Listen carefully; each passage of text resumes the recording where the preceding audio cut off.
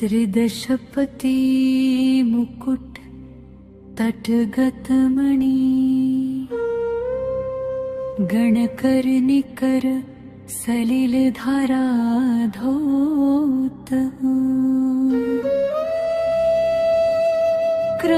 क्रमकमलयुगल जिनपति रुचिर प्रतिबिंब विलय विरहित निल्यान निलयानहमिह महसां सहसा प्रणीपतन पूर्वमवनं यवनो त्रय्यां त्रय्या शुद्ध्या निसर्ग शुद्धां विशुद्धये घनरजसा भावन सुरभवनेषु द्वासप्तति शतसहस्र संख्याभ्यधिका कोट्य सप्ततरोक्ता भवनानां भूरि तेजसां भुवनानां त्रिभुवन भूत विभूना संख्यातीतान्यसंख्य गुणयुक्तानि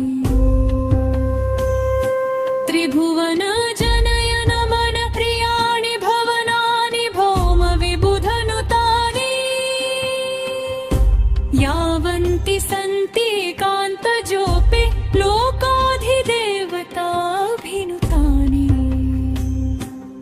कल्पेनैकविकल्पे कल्पातिल्पे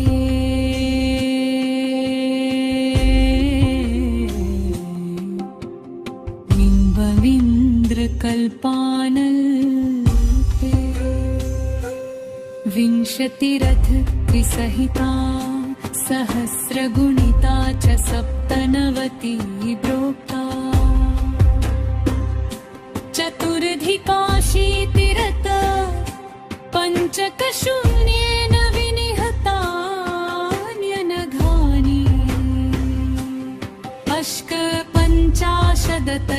अष्टपञ्चाशदतश्चतुश्शतानि हा मानुषे चक्षेत्रे लोकालोक विभाग प्रलोकनालोक संयुजा जय भाजा नवनवचतुश्शतानि च सप्त च नवति सहस्रगुणिता षट् पञ्चाशत् पञ्चवियत्प्रहता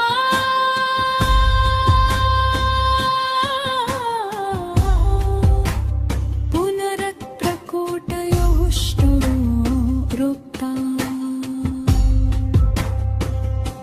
एतावन्तेव सतामकृत्रिमाण्यथ जिनेशिनां भवनानि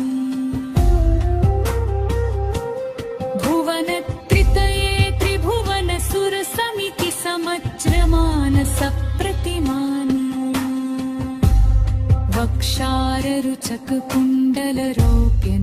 वक्षाररुचककुण्डलरोप्यनगोत्तरकुलेषु पारनगेषु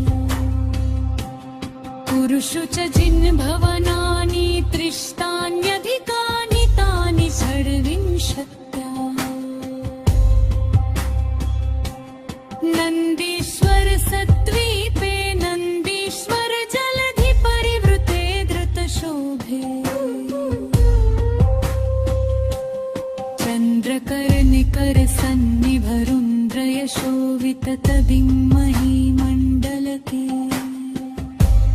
तत्प्रत्याञ्जन दधिमुखरतिकर पुरुनगवराख्य पर्वतमुख्या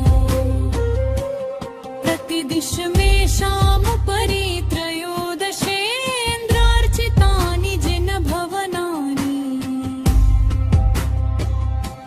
आषाढ कार्तिकाख्ये फाल्गुनमासे च शुक्लपक्षे अष्टम्या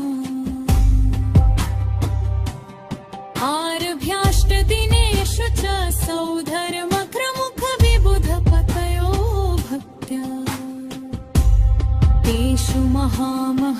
पूजितं प्रचुराक्षतगन्धपुष्पधूपैर्दीप्या सर्वज्ञ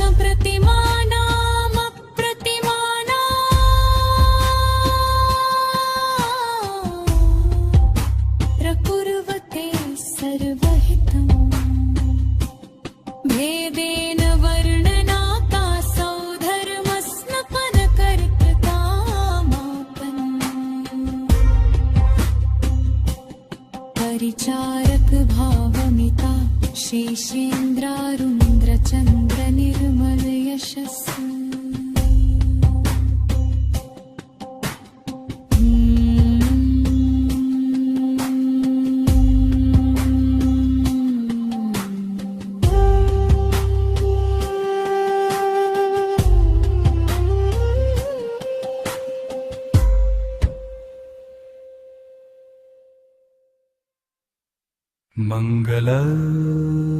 मङ्गलपात्राणि पुनस्तद्देव्यो बिभ्रति स्म शुभ्रगुणाढ्या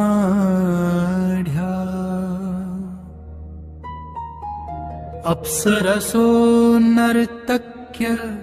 शेषसुरास्तत्र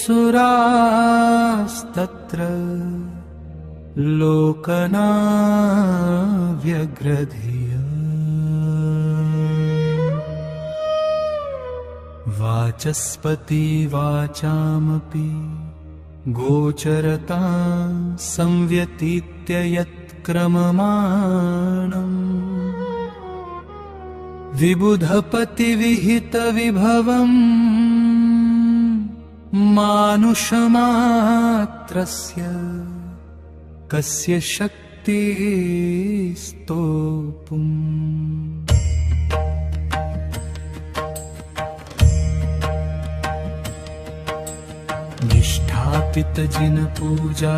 निष्ठापितजिनपूजाश्चूर्णस्नपनेन दृष्टविकृतविशेषा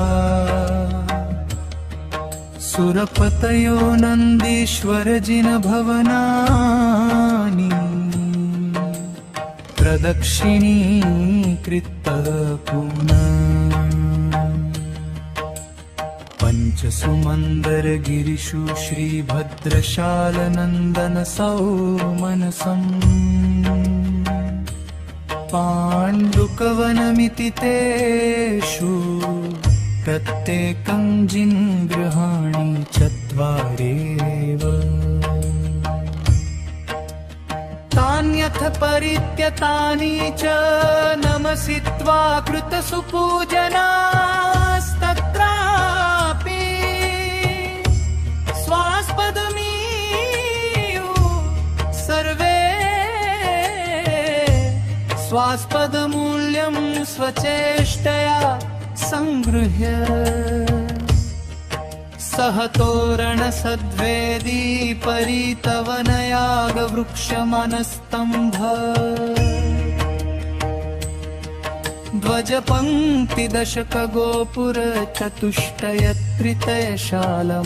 ध्वजपङ्क्तिदशकगोपुरचतुष्टयत्रितयशालमण्डपवर्ये अभिषेकप्रेक्षणिका क्रीडनसङ्गीतनाटकालोकगृहे शिल्पी विकल्पितकल्पनसङ्कल्पातीत कल्पनये समुपेतै वापी सत्पुष्करिणी सुदीर्घिकाद्यम्बुसंसृतै समुपेतै विकसितजलरुहकुसुमेर्नभस्यमाने शशिग्रहक्षैशरदी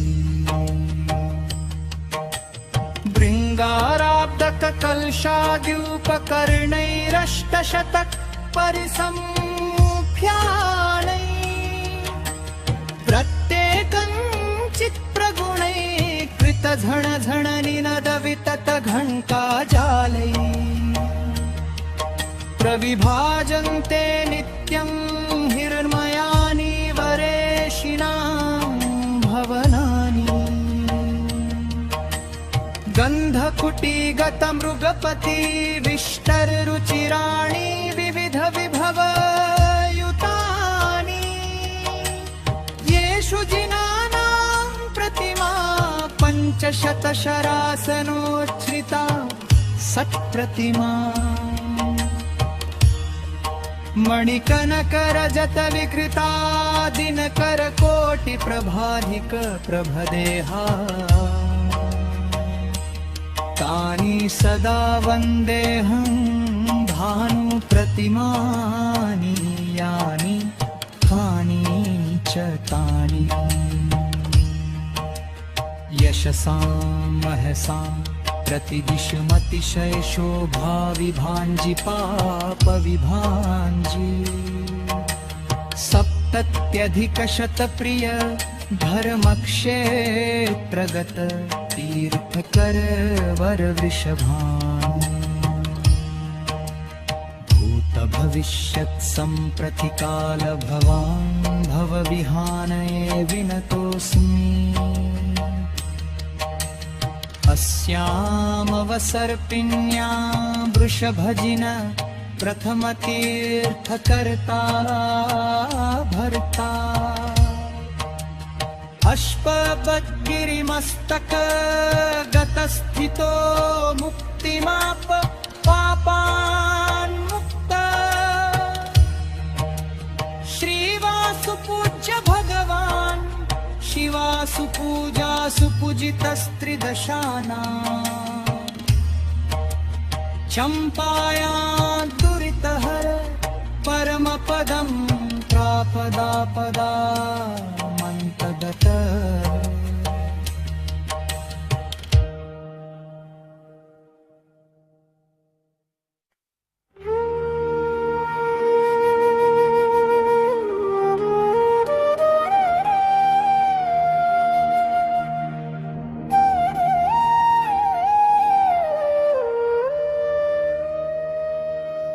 मुदितमते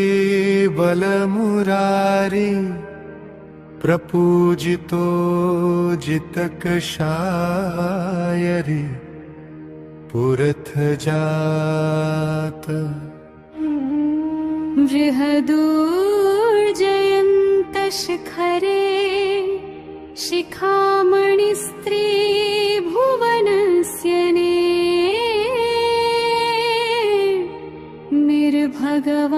निर्भगवान्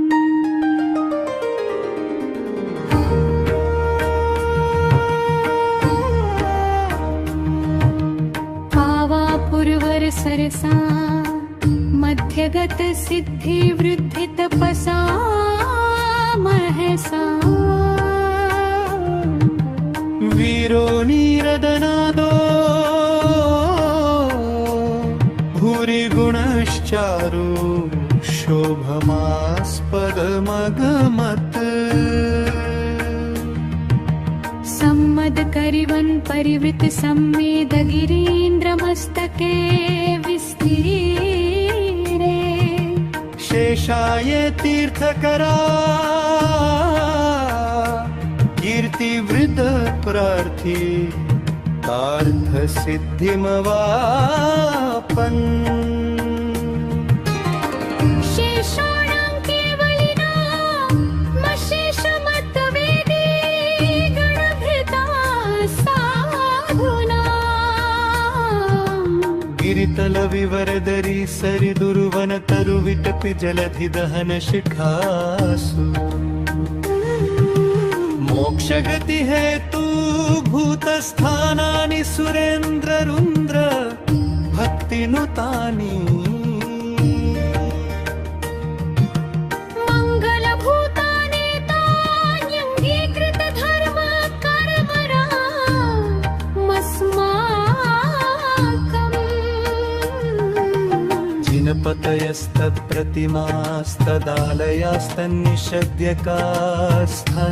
जिनपतयस्तत्प्रतिमास्तदालयास्तन्निषद्यकास्थनानि प्रेताश्चित्ते च तानि च भवन्तु भवघात हेतवो भव्यानाम् सन्ध्यासु वेदेषु तिसृषु नित्यं पठेद्यदि स्तोत्रमेतदुत्तम यशसाम् सर्वज्ञानासारवम् लघु लभते श्रुतधरेडितं पदममितम् नित्यं निस्वेदत्वं निर्मलताक्षीर्गौररुधिरत्थम् स्वात्याकृतिसन्हनने सौरूपिं सौरभं च सौलक्षम् अप्रतिमवीर्यता च प्रियहितवादित्वमन्यदमितगुणस्य प्रथिता दश विख्याता स्वतिशयधर्मा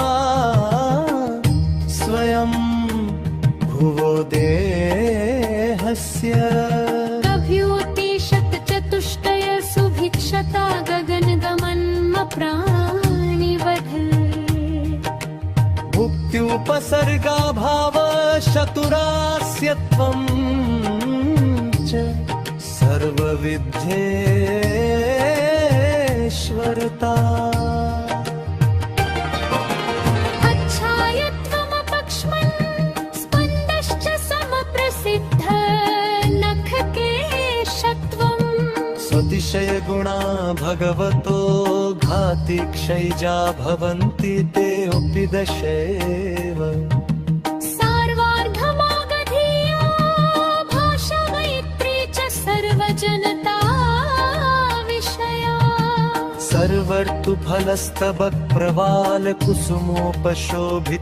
सर्वर्तुफलस्तबक्प्रवालकुसुमोपशोभिततरुपरिणामा आदर्शतलप्रतिमा रत्नमयी जायते मही च मनोज्ञा विहरणमन्वेत्यनिल परमानन्दश्च भवति सर्वजनस्य मरुतोऽपि सुरभिगन्धव्यामिश्रायोजनान्तरं भूभागम् व्यूपशमितधूलिकण्टकतृणकीटक शर्करोपरं प्रकुर्वन्ति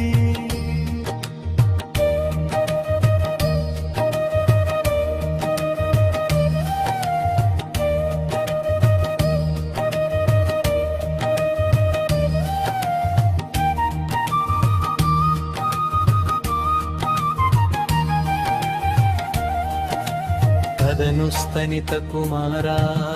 विद्युन्माला विलासहास विभूषा प्रकिरन्ति सुरभिगन्धिं धन्धोदकवृष्टि माजया त्रिदशपते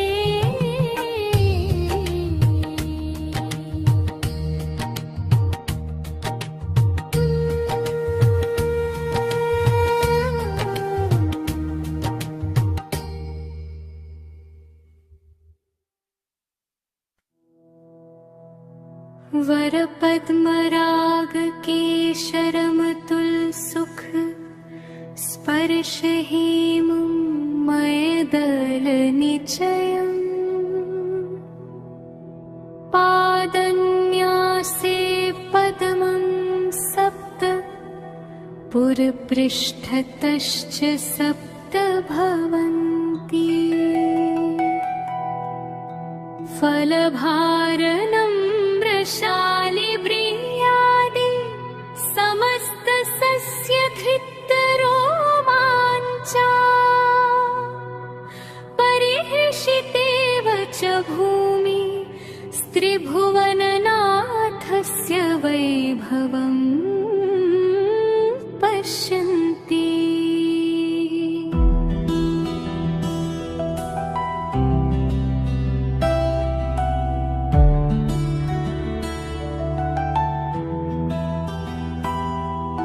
शरदुदय विमल सलिलं सरैव गगनं विराजते विगतमलम् जहति च दिशि स्तिमिरिकां विगतर जीवता भावं सत्य एते तेति क्वरितं ज्योतिव्यन्तरदिवौकशाममृतभुज कुलिश्वृदा ज्ञापनया कुर्वन्त्यन्ये समन्ततो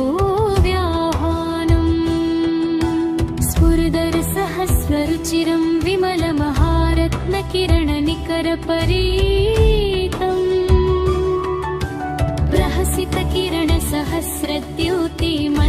प्रहसितकिरणसहस्रद्योतिमण्डलमग्रगामि धर्मसुचक्रम् इत्तिष्टमङ्गलं च स्वादर्शप्रभृतिभक्तिरागपरीतैः उपकल्प्यन्ते त्रिदशैरेतेऽपि निरुपमातिशया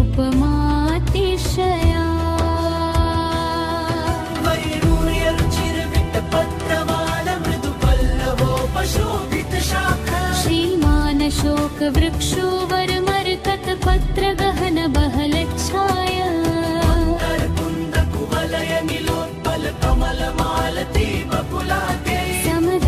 समदभ्रमरपरीतैव रामिश्रा पतति कुसुमवृष्टिर्नभस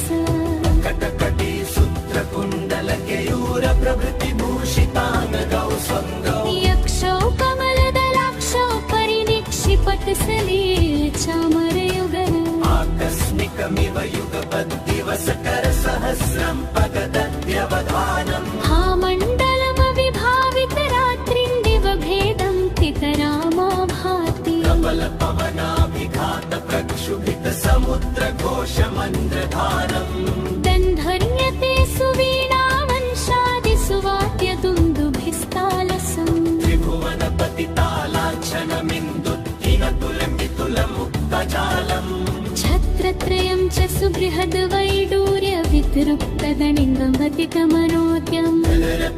जनमेकं प्रजायते श्रोतृहृदयहारिगम्भीर ससलिलजलधरपटल अनितमिव रवितकान्तराशावलयम् स्फुरिताशुरत्नदीधिति परिविच्छुरितामरेन्द्रचापच्छायम् लेपेमगेन्द्रवरे स्फटिकशिलाघटितसिंहविष्टरमतुलम् यस्येह चतुस्निग्धशक्रवरगुणाकान्तिहार्यलक्ष्यं